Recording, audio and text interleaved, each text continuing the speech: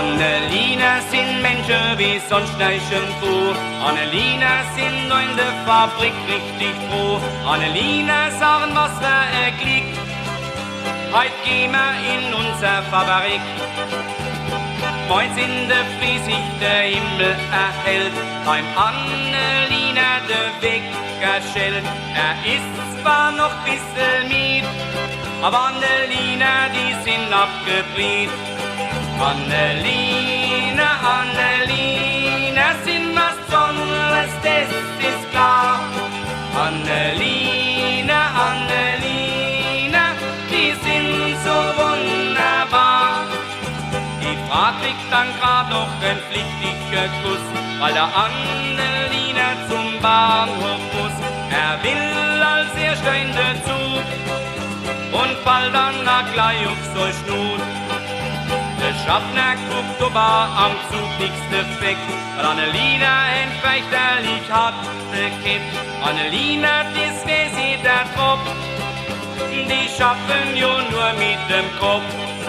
Annelina, Annelina, sind was Besonderes, das ist klar.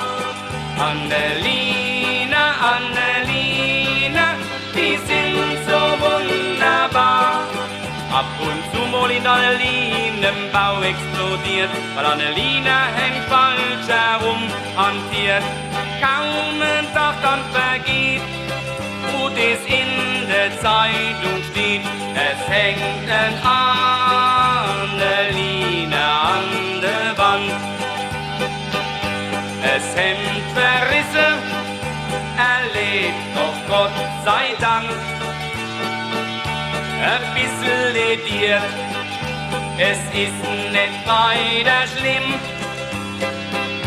Noch 2 Minuten, dann hört man wieder so Stimme. Am Feierabend freut sich auf daheim, weil seine Frau, die macht's ihm so richtig bequem. Doch oft sieht es anders aus, Annelina platzt dann raus. Geh all die Schau, geh nicht so deppert an.